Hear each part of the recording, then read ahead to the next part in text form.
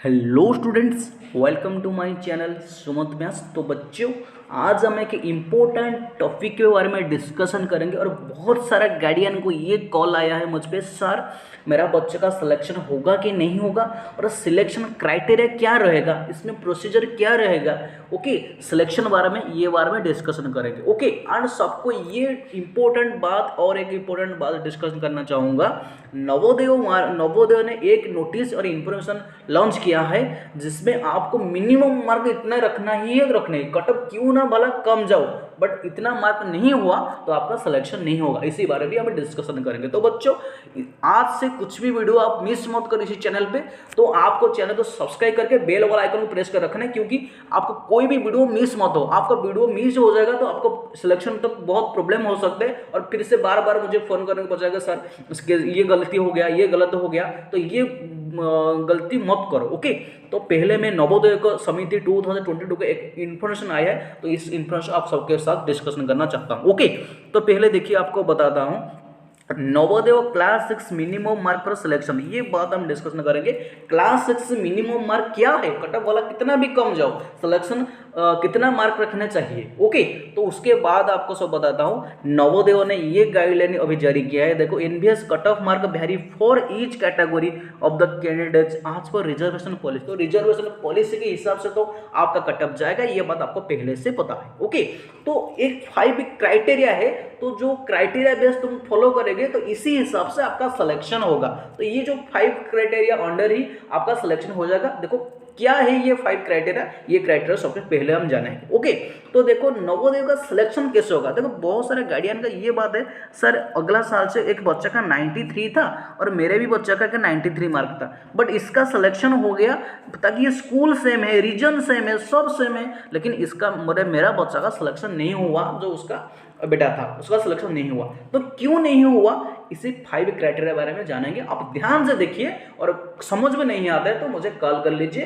मेरा contact number है आपके पास कॉल कर लीजिए। ओके, तो फर्स्ट प्रायोरिटी क्या है नवोदय समिति की तरफ से, मैं सबको बताता हूँ। देखो फर्स्ट प्रायोरिटी ये है, सबको बताता हूँ। फर्स्ट प्रायोरिटी गिवेन और rural students then after the urban student. Okay, तो देखो फर्स्ट प्रायोरिटी नवोदय समिति ने ये दिया है, जो रूरल स्टूडेंट्स है और एक अर्बन स्टूडेंट है, मतलब एक अर्बन है और एक रूरल है, तो वो किसके पहले पिक करेगा, किसको सिलेक्शन पहले देगा, रूरल बच्चे को सिलेक्शन देगा। ओके, ये है फर्स्ट क्राइटेरिया। ओके, तो इसके बाद देखो आपको कैटेगरी कम्युनिटी वाइज, मतलब SC ST OBC जनरल, ये सबको तो पता है सबको।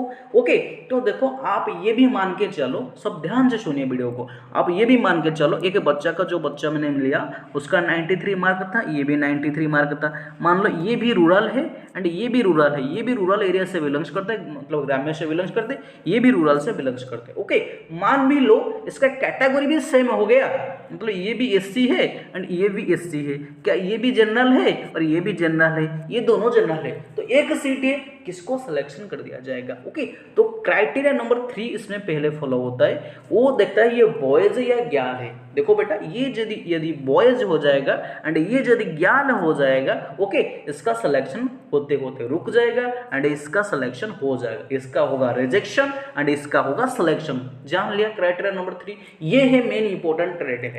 उसके बाद आप ये भी मान लो, देखो सबको और एक बार लिख दो, ये भी आप ये भी मान लो, ऐसे बच्चा का आपका मतलब ये रूरल है, ये भी रूरल है, इसका कैटेगरी सेम है एंड इसका कैटेगरी भी सेम है, इसका जेंडर भी सेम है, मतलब ये भी बॉयज है एंड ये भी बॉयज है। उसके बाद क्या आएगा ना, जिसका एज बड़ा है, मतलब जो एज के हिसाब से बड़ा है, वो इसका सिलेक्शन हो जाएगा। ये नवोदय से नहीं लगता, ये ऑल इंडिया सैनिक स्कूल का मान लो, RMS स्कूल मान लो, नवोदय स्कूल मान लो, OAVS मान लो, RMS मान लो, और जितना भी सारी गवर्नमेंट का एग्जाम होता है यही प्रोसीजर होता है, क्योंकि ये बच्चे को तो एक चांस, एज छोटा में ये एज का इसने बड़ा है, तो इसीलिए तो एज क्राइटेरिया हिसाब से ये बच्चा का जिसका एज बड़ा है उसका सिलेक्शन कर दिया जाएगा और उसको अलग को रिजेक्शन कर जाएगा। ओके, एंड सबसे महत्वपूर्ण बड़ी इंपॉर्टेंट बात है, जैसे बच्चे का कटअप में, मतलब कटअप के अंदर उसका मार्क चला जाएगा और आप उसका सिलेक्शन भी हो जाएगा और ये सब क्राइटेरिया भी सही रहेगा।